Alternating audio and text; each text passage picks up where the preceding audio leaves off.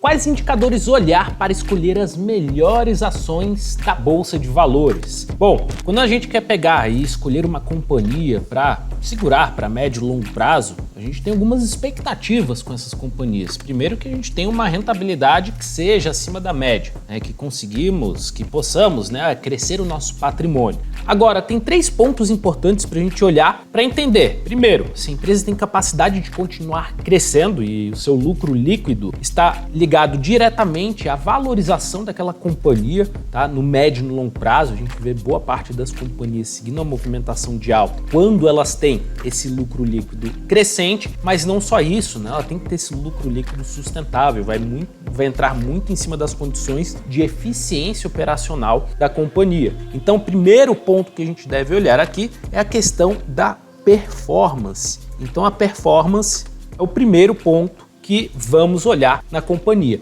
Obviamente que eu não quero entrar ali numa companhia que possa me acarretar algum problema no futuro. Obviamente que fazemos a análise, entendemos a companhia, mas tem muitas coisas que podem mudar. Então, uma empresa boa, que tem uma boa performance, pode começar a ter uma performance ruim. Uma empresa que tinha um baixo risco, pode ser que no futuro venha a ter um alto risco. Isso, obviamente, vai entrar em cima das nossas decisões de manter aquela companhia ou não. Mas o próximo ponto é olhar os indicadores de risco. Então, quero entrar em empresas boas, que estão sendo negociadas por bons preços e que tem eventualmente um baixo risco, ou pelo menos um risco que eu aceito. Então tem os indicadores de risco que devemos olhar também. E por último, os indicadores de preço. E é o que eu sempre falo, não adianta você querer comprar o mercadinho da esquina pelo preço do Walmart. Provavelmente o seu retorno vai ser pífio e você vai ter um resultado muito ruim no médio e no longo prazo, por mais que escolha boas empresas que tenham baixo risco. Agora, se você consegue comprar o Walmart pelo preço do mercadinho da esquina, as coisas ficam muito melhores. Porque até mesmo se a empresa ali é mediana, ela pode te trazer um alto potencial de retorno. Então, vamos olhar para os indicadores em cima desses 3 pontos. E antes de darmos início, já deixa o seu joinha aí, que ajuda bastante a gente aqui no canal. E se você ainda não está inscrito, clica aqui embaixo e se inscreve agora mesmo. Vamos nessa! Bom, então 3 pontos aqui para olhar no quesito performance. O primeiro ponto é observarmos se a empresa tem um lucro líquido, pelo menos consistente, mas preferencialmente crescente. Então peguei aqui um exemplo da Prio 3. Então a Prio 3 aqui a gente vê, pelo menos nos últimos anos, que a empresa segue com um crescimento expressivo do seu lucro líquido, o que obviamente faz com que a companhia siga e dê sequência esse processo de valorização. Obviamente que o mercado precifica as expectativas. Então o que a gente precisa ter? A gente precisa ter uma condição onde esse lucro seja sustentável. E para isso aqui eu preciso entender em termos de eficiência. Qual que é o retorno que essa empresa tem em cima do seu patrimônio líquido, ou qual que é o retorno que essa empresa tem em cima do investimento. Porque o que a gente vê é o seguinte, aqui a gente tem o capital investido. E a gente vê que o aumento do investimento está diretamente ligado ao aumento também do lucro líquido. Só que para essa companhia manter o crescimento do seu investimento, ela tem que ter o quê? Um bom retorno sobre esse investimento. Isso aqui é o ROIC. Ou seja, o que a gente vê aqui? Ó, que ela está crescendo, ela está aumentando o retorno sobre o capital investido dela. Então é uma situação interessante porque ela abre um sinal verde para a companhia no seguinte sentido: você pode continuar aumentando o seu investimento. E se ela continuar aumentando o investimento, mantendo esse retorno sobre o capital investido, o que acontece? O lucro líquido tende, né? O lucro líquido vai acompanhar. E tem algumas empresas que inclusive aumentam também o retorno sobre o investimento, né? O retorno sobre o capital investido. E isso faz com que a empresa tenha muito mais expectativas de continuar o seu processo de valorização. Então, por isso também essas empresas acabam sendo negociadas com valuation, né, maior. Então, se você for pegar aí ações da Microsoft, você vê esse caso, da própria Apple, do Google, né? Então, são exemplos disso daí. Bom, um outro ponto importante para a gente olhar também, e que eu gosto bastante, é a questão de margem da empresa, tá? A margem líquida, o quanto que ela tem de receita e o quanto que sobra de lucro. Por quê? Vamos dizer que uma empresa tem uma receita de 100 e sobra um lucro de 20, significa que essa empresa tem uma margem líquida de 20%, ou seja, tem um bom potencial de geração de caixa. Se ela tem um bom potencial de geração de caixa, dificilmente ela vai precisar se alavancar demais. Pode ser que aconteça, mas dificilmente isso aconteceria. E também qualquer queda na receita não impactaria ali o seu resultado, o aumento dos custos, né? Então muito se fala que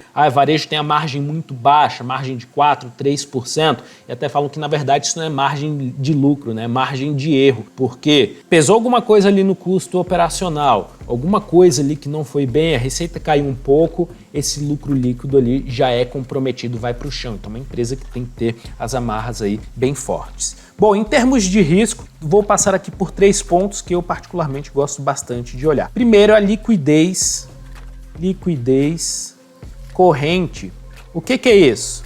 A empresa tem os seus ativos líquidos, então vamos dizer, se você tem dinheiro na carteira, se você tem um dinheiro no investimento que tem uma liquidez diária, isso é um ativo circulante, é um ativo que tem uma liquidez. Só que você também tem os seus passivos, que são as suas obrigações de curto prazo, que são os passivos circulantes. Então esses ativos aqui, é interessante que eles sejam maiores do que o passivo. Se esse processo for invertido, ou seja, ela tiver uma liquidez corrente abaixo de 1, significa que a empresa tem um risco de insolvência, ou seja, de ter despesas, dívidas e obrigações que não conseguem ser pagas no curto prazo. Se tiver algum problema na geração de caixa ali da companhia, também ela não vai conseguir cumprir com os seus passivos, então tem esse risco de liquidez. Se a gente vai pegar aí um exemplo, né, dos bancos ali no início de 2023, os bancos americanos, Silicon Valley Bank, por exemplo, ele tinha uma liquidez corrente abaixo de 1, ou seja, quando os credores aqui solicitaram resgate, ou seja, eles estavam na linha do passivo circulante, que eles solicitaram resgate, o que aconteceu? Eles não tinham ativos para cobrir com esses passivos que eram exigidos. E o que aconteceu? O banco faliu por causa de insolvência, então isso daqui é muito importante também. O outro ponto importante que eu gosto de olhar é a alavancagem, ou seja, o quanto que a empresa tem de dívida com relação ao que ela gera de caixa. Ou seja, se a gente vai pegar aqui um indicador muito utilizado, é a dívida por EBITDA, que é um indicador ali, é uma forma de se olhar a geração de caixa. Então o que isso daqui fala? Fala em tanto tempo essa empresa conseguiria pagar as suas dívidas. Se a empresa está muito alavancada, provavelmente vai ter outro ponto ali que eu vou mostrar depois que vai comprometer esses resultados aqui. Vamos dar uma olhada na própria PRIO 3 aqui. Então vamos lá, margem líquido, o que a gente tem ali na companhia em termos de margem de lucro? 46% de margem de lucro, uma empresa com uma excelente geração de caixa. Não à toa que a gente vê aqui esse capital, esse patrimônio líquido crescendo mais do que o crescimento da dívida e um custo médio ponderado de capital não tão baixo assim, tá? Mas bem acima do seu retorno sobre o capital investido, então ok. Se a gente vai olhar aqui, ó, alavancagem 1,9 vezes, ou seja, em aproximadamente 2 anos, empresa que necessita de capital intensivo e tudo mais, ela tem os projetos que são pré-operacionais, tem que montar isso daqui tudo, exige uma necessidade de tomada de capital e a gente vê que não é uma alavancagem tão alta, já foi 7,9 vezes aqui o que era o seu EBITDA. E por último aqui, também nessa parte de risco, o que a gente vai olhar? Índice de cobertura de juros. O que é isso? Pô, se a empresa tem dívida, ela tem que pagar juros. Só que essa geração aqui de caixa tem que pagar esses juros com folga. A gente tem empresas, vai pegar ali a Via Varejo, por exemplo, a situação de alavancagem que ela entrou, em que ela praticamente, o que ela tem ali de geração de caixa é só para pagar juros da dívida. Então é uma situação que se complica muito ali para a companhia. E esse índice de cobertura de juros, tá? Agora aqui, esperar o fechamento do ano de 2023, mas a gente vê aqui, ó, 6,9, 6,8, ou seja, o que a empresa ali paga de juros, o que a empresa tem de geração de caixa através do EBITDA, aqui nesse caso a gente vai pegar o ano fechado ali de 2022, ainda não saiu de 2023 aqui, mas ela tem uma geração de caixa que cobre em 6,8 vezes os juros da dívida. Então, os juros que possivelmente não deve pesar muito ali para a companhia. E aqui é a liquidez, né? A liquidez corrente aqui da PRIO 3, que também fechando ali em 1,2 vezes, e a gente viu aqui, ó, algumas vezes ela girou ali com 0,7, mas poucas vezes se mantendo abaixo aqui de 1, chegando a ficar com uma liquidez corrente de 7,5. Ter liquidez demais muitas vezes não é bom também, tá? Por quê? Porque muitas vezes um ativo que está parado ali, ele poderia estar sendo alocado em outro lugar que traria um retorno maior do que ele está parado ali nos seus ativos de curto prazo. Bom, e agora aqui por último, os indicadores de preço. O que eu vou olhar aqui nos indicadores de preço? Os indicadores clássicos, tá? Indicadores de preço por lucro e o preço por valor patrimonial. Só que o que eu quero ver aqui é o PL médio, PVP médio. Por quê? A gente tem o seguinte cenário, a gente tem ali os ciclos econômicos. E quando a gente tem um ciclo econômico que não está indo tão bem, a gente tem uma condição de pessimismo, né? Depois vem a economia, começa a melhorar e fica numa região de otimismo. E aí todo mundo quer investir, ou seja, o preço de tudo fica elevado, o valuation de tudo lá em cima. Depois vem uma situação que aumenta a aversão a risco e a gente tem aqui pessimismo de novo. Nos ciclos a gente vê essa condição aqui. Quando um ativo está sendo negociado com seu PL, PVP nessas regiões abaixo da sua média histórica, o que acontece? A gente tem um ativo que pode ser considerado que está sendo negociado com desconto. Vamos pegar aqui a Prio 3 e dar uma olhada nessa relação aqui, ó, relação preço por lucro. Vamos lá.